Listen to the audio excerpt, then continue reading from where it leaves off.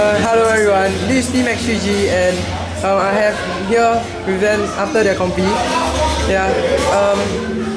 So Ultima, what do you think of the current competitive scene in Singapore?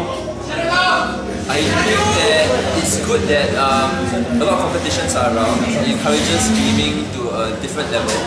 Because a lot of people just think gaming is a leisure thing.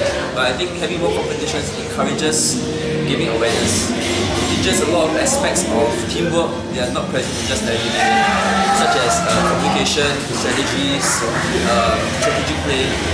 So it's a good thing that there are more competitions around. But the only sad thing is that a lot of sponsors are not really pushing for it. So it's good if somehow schools or organizations can encourage it. It's definitely a good thing. Oh, okay. Then what about the rest of you guys? I think they organize more competitions for a long game.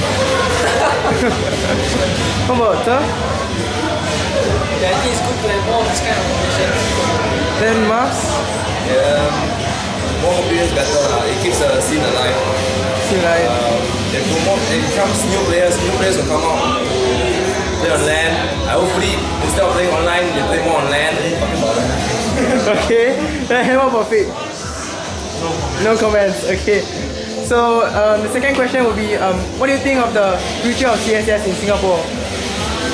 I think the future of any game, right, only depends on the people organizing those tournaments. It's not really about the game. I mean, if you have a game that is successful, that encourages competitive gaming, right, and sponsors are ready to push for more competitions, definitely it will become a hit. World Summer Games 2005 at Toyota Source for the first time. It was a great success.